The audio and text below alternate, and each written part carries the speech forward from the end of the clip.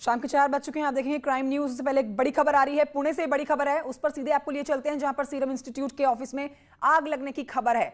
पुणे में serum institute के terminal 1 gate में आग लगी है और आग लगने की वजह अभी तक साफ नहीं हो पाई है। तस्वीरें हालांकि आ चुकी हैं, आप तक रखेंगे हम वो तस्वीरें भी, लेकिन आपको अपडेट दे देते हैं कि आग उस बिल्डिंग में नहीं लगी है जहां पर वैक्सीन बन रही थी। लीजिए तस्वीरें अब आप देख रहे हैं, बेहद एक्सक्लूसिव तस्वीरें। सीरम इंस्टीट्यूट में लगी आग पर काबू पाने की हर संभव कोशिश लगातार जारी है, लेकिन अच्छी गनीमत की बात यह रही है कि जहां वैक्सीन बन रही है वहां आग नहीं लगी है।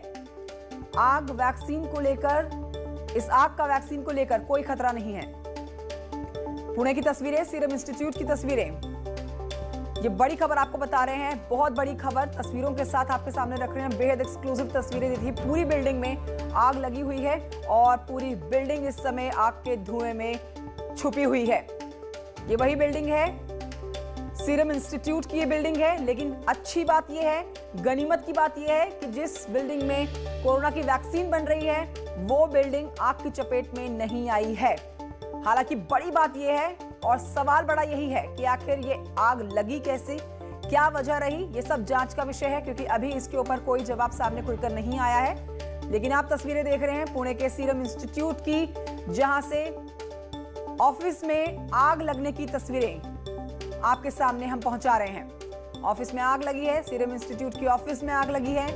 पुणे में सीरम इंस्टीट्यूट के टर्मिनल 1 गेट की हम बात कर रहे हैं और तस्वीरें भी आपको लगातार दिखा रहे हैं। टर्मिनल 1 गेट में आग लगी, आग लगने की वजह अभी फिलहाल साफ नहीं हो पाई है। आग पर हालांकि काबू पाने के लिए हर संभव कोशिश की जा रही है। लगातार आप देख रहे हैं तस्वीरें, जिसमें आप देखेंगे आग पर काबू पाने के लिए फायर ब्रिगेड की गाड़ियां भी वहां पर मौजूद है। पानी की बौछार की जा रही है और आग ने पूरी बिल्डिंग में धुआं फैलाया हुआ है। सीरम इंस्टीट्यूट के ऑफिस की तस्वीरें पुणे से, आग लगने की खबर, आग पर काबू पाने की कोशिश लगातार जारी। जहां पर वैक्सीन बन रही है वहां पर आग नहीं लगी है। ये बड़ी बात आपको बता रहे हैं कि जहां पर जिस बिल्डिंग में वैक्सीन बनाई जा रही है कोरोना की, उस बिल्डिंग में आग नहीं लगी है। बहरहाल लाल घेरे में आप देख सकते हैं ये धू कर उठता धुआं, ये सीरम इंस्टीट्यूट बिल्डिंग में लगी हुई आग का धुआं है। चौतरफा धुएं की तस्वीरें, और इस समय भी फायर ब्रिगेड की कई दर्जन गाड़ियां वहां पर मौजूद हैं जो लगातार इस आग पर काबू पाने की कोशिश कर रही है।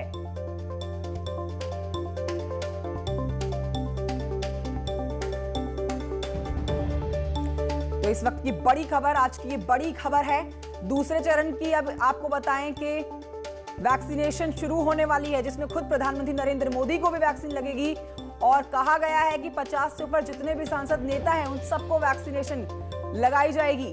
लेकिन इस बीच ये तस्वीरें और ये खबर जो सामने आई है अपने आप में बड़ी चिंता की बात है। आग लगने की वजह जानना बेहद जरूरी रहेगा कि आखिरकार इतनी बड़ी बिल्डिंग में आग किस वजह से लगी है। जांच इसके ऊपर की जा रही है। पहली प्राथमिकता जो है वो इस आग पर काबू पाने की है, जिसके लिए लगातार दर्जनों गाड़ियां वहां पर मौजूद फायर ब्रिगेड की इस आग पर काबू पाने की कोशिश कर रही हैं।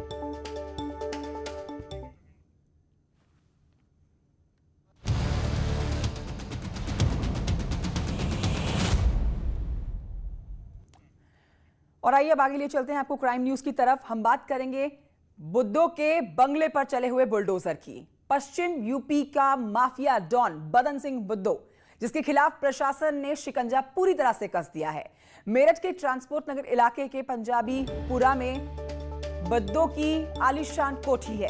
कोठी को जमींदोज करने की कार्रवाई अब शुरू हो चुकी है। कई थानों की पुलिस फोर्स मौके पर मौजूद है। बदन सिंह बुद्धो पर 2.5 लाख का इनाम घोषित है। पिछले 20 महीने से माफिया बदन सिंह बुद्धो पुलिस की गिरफ्त से फरार चल रहा है और अब जो कार्रवाई की गई है, जो प्रशासन का हथौड़ा चला है, वो बदन सिंह बुद्धो के बंगले पर चला है। हम आपको तस्वीरें भी दिखा रहे हैं। बदन सिंह बुद्धो की प्रॉपर्टी को धराशायी कर दिया गया है। पुलिस की गिरफ्त से दूर लगातार फरार चल रहा है ये अपराधी। पंजाबीपुरा में है ये बुद्धो का बंगला, जिसका काम चल रहा था। और सीधे रुक करते मेरे सहयोगी उमेश की तरफ, जो इस खबर पर हमारे साथ लाइव मौजूद हैं। उमेश, ये बड़ी कार्रवाई और एक और बड़ी कार्रवाई कही जाएगी प्रशासन की तरफ से कि जो भी माफिया है, जितने भी गुनहगार हैं, वो बख्शे नहीं जाएंगे, उनकी प्रॉपर्टी धराशायी की जाएगी। उसी कड़ी में एक और अहम कदम प्रशासन का। जी हाँ, निश्चित तौर पर कंचन बहुत बड़ी कार्रवाई है। आखिरकार बदन सिंह बद्दो का किला जमींदोज हो गया है। आखिरकार बदन सिंह बद्दो का बंगला ध्वस्त हो गया है। न्यूज़ 18 की टीम इस वक्त ग्राउंड जीरो पर मौजूद है और यहाँ की तस्वीरें आप देखिए कि किस तरह से जिस स्थान पर कभी कोठी हुआ करती थी, आज वो उस स्थान पर मलबा पड़ा हुआ नजर आता है। इन तस्वीरों में आप देखिए कि कैसे मलबा ही मलबा नजर आ रहा है। ये वही जगह है जहाँ पर कोठी हुआ करती थी, जहां आलीशान बंगला हुआ करता था, लेकिन आज की तारीख में सिर्फ और सिर्फ मलबा नजर आ रहा है। यहीं पर बद्दो का किला था जहां से वो जराइम की दुनिया में हुकूमत चलाता था, लेकिन आज की तारीख में इस किले का हाल देखिए, कैसे मलबे में तब्दील हो चुकी है कोठी और लगातार बुलडोजर चल रहा है। निश्चित तौर पर आज का दिन बड़ा दिन है और जिस तरह से बदन सिंह बद्दो के खिलाफ ये एक्शन हुआ है, उत्तर प्रदेश सरकार लगातार अपराधियों के खिलाफ ऑपरेशन क्लीन चला रही है। इसी स्थान पर बदन सिंह बद्दो का किला हुआ करता था, इसी स्थान पर बदन सिंह बद्दो की कोठी हुआ करती थी, इसी स्थान पर बदन सिंह बद्दो का आलीशान मकान हुआ करता था। यहीं पर वो शानो शौकत करता था, यहीं आता था, रहता था और यहीं से जराइम की दुनिया में हुकूमत चलाता था। लेकिन आज की तारीख में इस कोठी का हश्र देखिए, इस कोठी का हाल देखिए और उत्तर प्रदेश के और भी अपराधी इस तस्वीर को गौर से देख लें, क्योंकि वो बच नहीं पाएंगे। उनका भी हाल यही होगा जो बदन सिंह बद्दो की कोठी का हुआ है। आप देखिए कि किस तरह से एक नज़ीर, एक एग्जाम्पल, एक उदाहरण बना है। उत्तर प्रदेश के जितने भी अपराधी हैं जो सोचते हैं कि अगर वो अपराध करके बच जाएंगे, तो इन तस्वीरों पर जरा गौर फरमा लीजिएगा, ज़रूर देख लीजिएगा कि आखिर जब पश्चिमी उत्तर प्रदेश के माफिया, कुख्यात अपराधी 2.5 लाख के इनामी का ये हश्र हो सकता है, तो आपका क्या हाल होगा। यही तस्वीर आज पश्चिमी उत्तर प्रदेश के पंजाबीपुरा में देखने को मिल रही है, मेरठ में देखने को मिल रही है और निश्चित तौर पर मेरठ से तस्वीरें आने वाली जो हमारे साथ मौजूद है। पहुंचा रहे हैं उमेश, आपके माध्यम से शुक्रिया आपका जानकारी के लिए। तो लखनऊ से अगली खबर है जहां पर अजीत सिंह मर्डर केस का खुलासा किया गया है। शूटर संदीप सिंह बाबा गिरफ्तार किया गया है। 1 पिस्टल 5 कारतूस बरामद हुए हैं। आरोपी संदीप बाबा ने किया खुलासा इस बात का, कुंटू सिंह अखंड प्रताप सिंह के कहने पर यह हत्या की गई। वारदात में 6 अपराधी शामिल थे।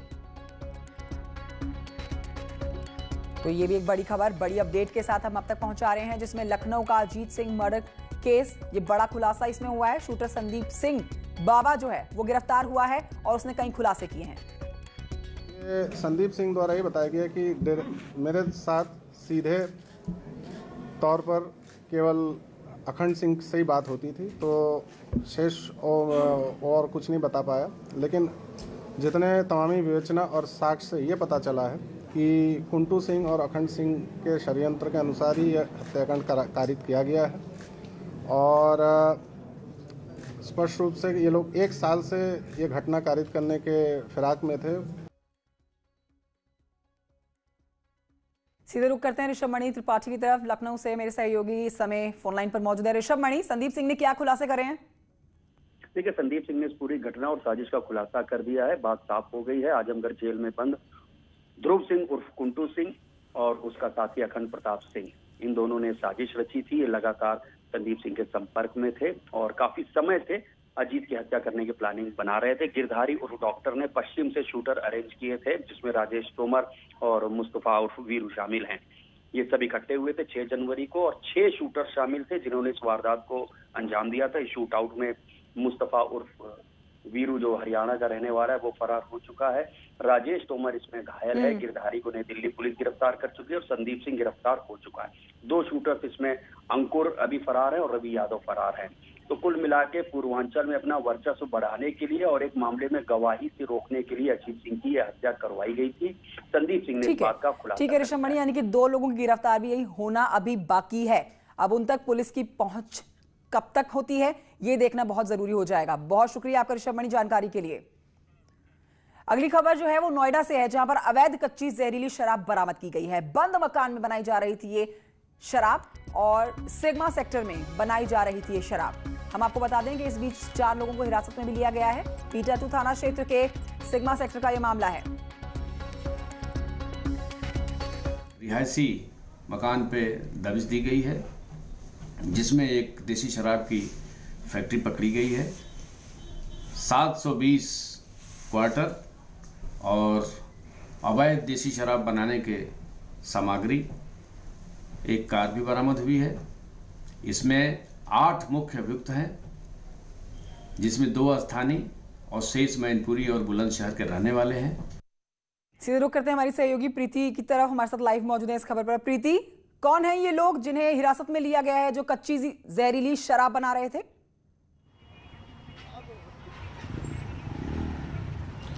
बिल्कुल, ये जो कार्रवाई की गई है ये नोएडा पुलिस और हापुड़ पुलिस ने जॉइंट ऑपरेशन के साथ किया है।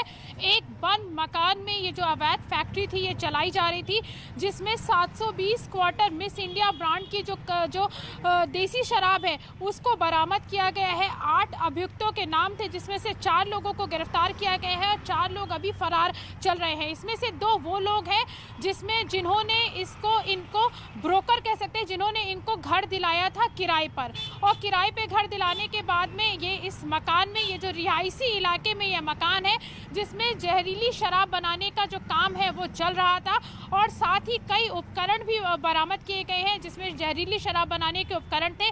साथ ही एक स्विफ्ट डिजायर कार भी बरामद की गई है, और साथ ही यहाँ पर ये कहा जा रहा है कि जो 4 जो अभियुक्त हैं जो अभी फरार चल रहे हैं, उसमें से 2 जो अभियुक्त हैं उनका बुलंदशहर से कनेक्शन है। हालांकि इससे पहले जो बुलंदशहर में नकली शराब का जो कांड हुआ था उससे इस केस का कोई लेना देना नहीं है, लेकिन अभी भी जो 4 को अभियुक्त ही हैं, पकड़ा गया है, बाकी 4 की तलाश लगातार जारी है। शुक्रिया आपका जानकारी के लिए। हम आपको बताएं कि नाबालिग के साथ एक रेप का मामला नोएडा से सामने आया है। 14 साल की एक किशोरी के साथ रेप की घटना को अंजाम दिया गया है। पड़ोस में रहने वाले युवक पर आरोप लगा है और लड़की को अगवा करके उसका रेप किया गया। इस वारदात के बाद से फरार है आरोपी युवक। आरोपी लड़के की पुलिस जांच में जुटी हुई है।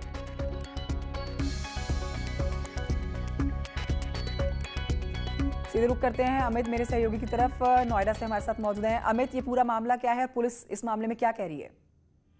देखिए कंचन, आपको बता दूं कि सुबह तड़के की बात थी जब 14 वर्षीय नाबालिग लड़की शौच के लिए खेत में जाती है, तो वहीं 22 वर्षीय युवक जो पड़ोस में रहने वाला था वो घात लगा के लड़की को अगवा कर लेता है और उसके हाथ पर बांध के उसके साथ दुष्कर्म करता है। लड़की बंधन मुक्त होने के बाद जब अपने घर पहुंचती तो अपने परिजनों को पूरी घटना को बताती है, और घटना के बाद पीड़ित पुलिस के पास पहुंचता है और शिकायत दर्ज करता है। तो शिकायत पुलिस ने दर्ज कर ली है, मुकदमा दर्ज कर लिया है। जो आरोपी युवक है उसकी तलाश की जा रही है। पुलिस का दावा है कि जल्दी आरोपी युवक को गिरफ्तार कर लिया जाएगा। शुक्रिया आपका अमित सिंह जानकारी के लिए।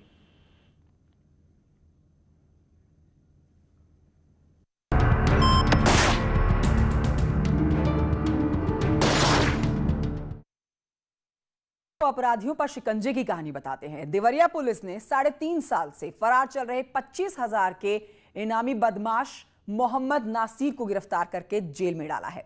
पकड़े गए बदमाश पर 2017 में सदर कोतवाली पुलिस ने गैंगस्टर एक्ट के तहत कार्रवाई की थी, तभी से ही वांछित था, और अब पुलिस ने इसे मुखबिर की सूचना पर भीमपुर तिराहे के पास से पकड़ लिया। ये कार्रवाई थाना रामपुर कारखाना की पुलिस और एसओजी ने मिलकर की है। एसओजी और थाना रामपुर पुलिस ने थाना कोतवाली के गैंगस्टर एक्ट में 2017 से वांछित चल रहे एक अभियुक्त जिस पर 25,000 रुपए का इनाम था, उसे आज गिरफ्तार करने में सफलता प्राप्त की है। यह अभियुक्त पिछले लगभग 3.5 साल से फरार चल रहा था और पुलिस ने घेराबंदी करके और इसके बारे में इसके वेयर अबाउट्स पता करके इसको गिरफ्तार करने में सफलता प्राप्त की है। शामली में आदर्श मंडी पुलिस और एसओजी ने बड़ी सफलता हासिल की है। पुलिस ने 25,000 रुपए के इनामी बदमाश को गिरफ्तार किया। पकड़ा गया शातिर बदमाश दुष्कर्म के मामले में वांछित चल रहा था। बदमाश के विरुद्ध मेरठ जनपद के किठोर थाने में दुष्कर्म का मुकदमा दर्ज है। बदमाश पिछले 5 सालों से फरार था, जिसे पुलिस ने आज गिरफ्तार किया। बदमाश के कब्जे से पुलिस ने कारतूस और हथियार बरामद किए। के थाना आदर्श मंडी एवं एसओजी टीम के द्वारा सराहनीय कार्य करते हुए एक अभियुक्त जिसका नाम रागिब सन ऑफ शागिर, जिस पर थाना किठौर के द्वारा 25,000 का इनाम था, जो कि एक दुष्कर्म के मामले में पिछले 5 वर्षों से फरार था, जिसको शामली पुलिस की टीम के द्वारा गिरफ्तार किया है। उसके कब्जे से एक अवैध तमंचा एवं कुछ कारतूस भी बरामद किए गए हैं। अब बढ़ते हैं आगे। कासगंज से एक बड़ी खबर आ रही है, जहां पर एक 10 साल के बच्चे को किडनैप किया गया है और हत्या करने वाले आरोपी को पुलिस ने मुठभेड़ के बाद गिरफ्तार भी किया है। हम आपको तस्वीरें दिखा रहे हैं, साथ में बता दें कि कासगंज में एक 10 साल के बच्चे का पहले तो अपहरण हुआ, किडनैप को किया गया, फिर उसने बच्चे की हत्या कर दी। अब पुलिस ने अपहरण करने वाले अपराधी को मुठभेड़ के बाद गिरफ्तार भी कर लिया है। पुलिस ने अपहरणकर्ताओं के पास से अवैध तमंचा भी बरामद किया है। वहीं मुठभेड़ में बदमाश को गोली लगी है, जिसे पुलिस ने अस्पताल में भर्ती कराया। शाहजहांपुर में पुलिस लगातार तस्करी करने वाले एक पर शिकंजा कस रही है और इसी क्रम में पुलिस ने कटरा थाना इलाके में 3 हेरोइन तस्करों को गिरफ्तार किया है। पुलिस ने इन तस्करों के पास से 268 ग्राम हेरोइन बरामद की है। बरामद की गई हेरोइन की कीमत अंतर्राष्ट्रीय बाजार में 60 लाख रुपए बताई जा रही है। फिलहाल पुलिस ने तीनों तस्करों को गिरफ्तार करके जेल में भेज दिया है। ये हुलास नगला रेलवे क्रॉसिंग के पास, फाटक के पास से एक स्कूटी पे सवार 3 व्यक्ति मिले, जिनकी तलाशी लिए जाने पर उनके कब्जे से कुल मिलाकर 268 ग्राम हेरोइन बरामद हुई है, जिसकी अंतर्राष्ट्रीय कीमत लगभग 60 लाख रुपए है। और ये तीनों ही अभियुक्त जनपद बरेली के रहने वाले हैं, जो यहाँ से तस्करी करते हुए यहाँ विभिन्न लोगों को इसकी खपत यहाँ करने के लिए सप्लाई करते थे। इनके नाम जब्बार, अली हसन और आसिफ हैं। और अब अपराध जगत से हटते हुए खबर आपको जागरूक करने वाली। हिमालय के हिमनंदों से लेकर हिमालय में दुनिया के सबसे नम जंगलों तक, असम में ब्रह्मपुत्र की ऊंची धाराओं से लेकर राजस्थान और तमिलनाडु के सिकुड़ते हुए भूजल तक, लद्दाख के बर्फीले रेगिस्तान से लेकर दमन के दलदल तक, भारत में जल की वास्तविकता और जल का संकट भी उतना ही विविध है जितना कि ये देश विविध है। आज हम इसके कई पहलुओं में से एक पहलू को आपके सामने रख रहे हैं। स्वच्छता और पानी,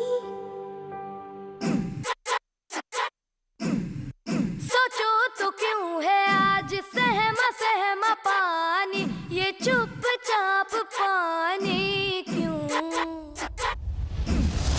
चलो बदल दे ये कहानी, कहानी बचा ले निशानी हम।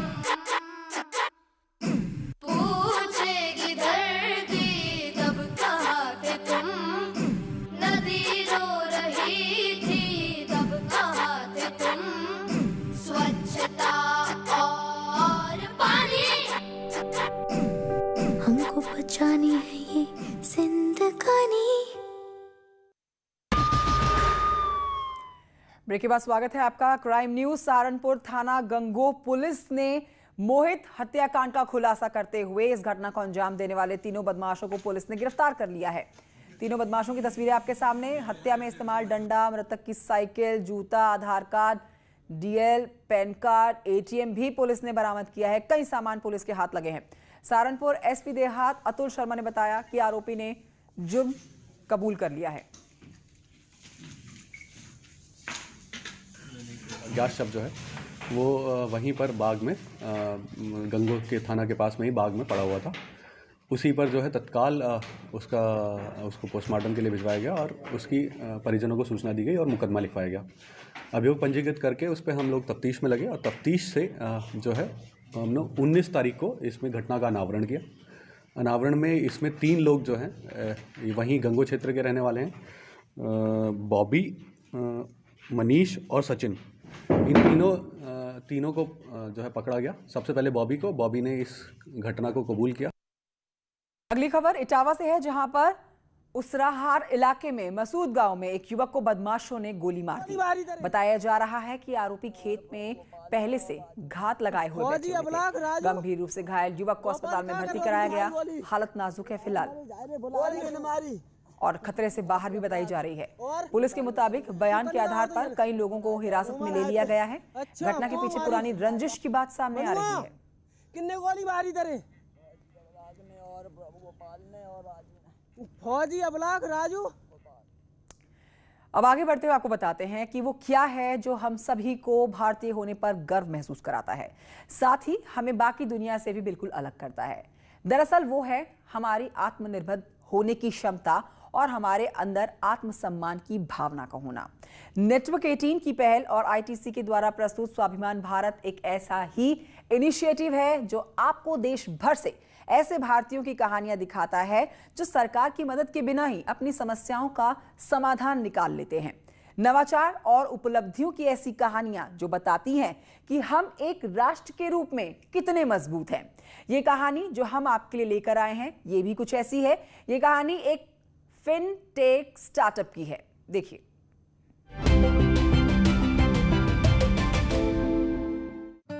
रोहित सेन और नूपुर गुप्ता कभी गोल्डमैन सैक्स में सहयोगी थे। इन्होंने नीरा शुरू करने के लिए अपनी हाई प्रोफाइल नौकरियां छोड़ दी। नीरा एक ऐसा फिनटेक स्टार्टअप है जिसका उद्देश्य निम्न मध्यम वर्गों को ऋण देकर संबल बनाना है। We used to work with European fintechs, and that's where we saw the idea of using data and technology to solve problems in the finance space. And what we realized was the impact it could have here in India was far bigger than anything over there. नीरा भारतीयों को जरूरत के समय में ऋण मुहैया कराता है। यह एक अच्छा क्रेडिट स्कोर रखने वाले लोगों को कम ब्याज दरों पर ऋण देता है। यह उन लोगों को भी उधार देता है जिनके पास क्रेडिट स्कोर नहीं होता और साथ ही वो जो पहली बार कर्ज लेने आते हैं। नीरा अपने ऐप बेस्ड क्रेडिट लाइन के माध्यम से 1 वर्ष के लिए 1 लाख रुपए तक का ऋण देता है। हमने कस्टमर्स के साथ खूब सारा टाइम स्पेंड करना शुरू करा, समझना शुरू करा कि उनकी कैसी लाइफ है, क्या ज़रूरतें होती हैं जो उन्हें नीरा के पास लाती हैं। तो एक बार जब हमारी अच्छी अंडरस्टैंडिंग डेवलप हो गई उसके बाद प्रोडक्ट मार्केट फिट ढूंढना ज़्यादा मुश्किल नहीं था। नीरा दरअसल आर्थिक कठिनाइयों से जूझ रहे भारतीय श्रमिकों की मदद कर रहा है और यही है असली स्वाभिमानी रास्ता।